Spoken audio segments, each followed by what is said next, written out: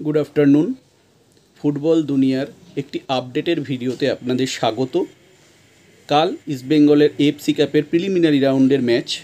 সেই ম্যাচের আগে আজ সাংবাদিক সম্মেলনে এসেছিলেন ইস্টবেঙ্গল কোচ কার্লোস কুয়াদ্রাত। সাংবাদিক সম্মেলনে এসে তিনি জানান এই প্রিলিমিনারি রাউন্ডের ম্যাচটা নিয়ে তিনি যথেষ্ট সিরিয়াস।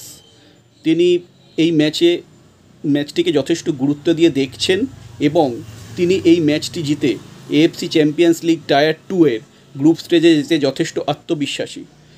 তিনি জানান দলে কিছু চোটাঘাতের সমস্যা ছিল।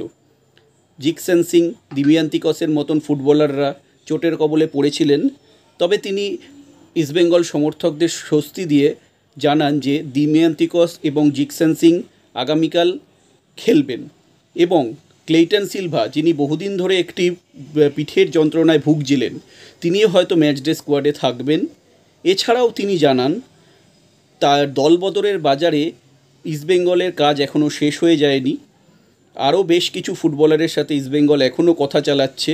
অদূর ভবিষ্যতে হয়তো আরও কিছু চমকের অপেক্ষা করছে। ইস্টবেঙ্গল সমর্থকরা আরও কিছু ভালো খবর হয়তো পেতেও পারেন ট্রান্সফার রিলেটেড বিষয়। তো এখন দেখা যাক কদ্দূর কী হয়। ব্যাস এইটুকুই। ধন্যবাদ সকলকে এই ভিডিওটি দেখার জন্য। আবার নতুন কিছু আপডেট এলে অবশ্যই আমরা আপনাদের সামনে যতটা তাড়াতাড়ি সম্ভব পারি নিয়ে আসার চেষ্টা করব।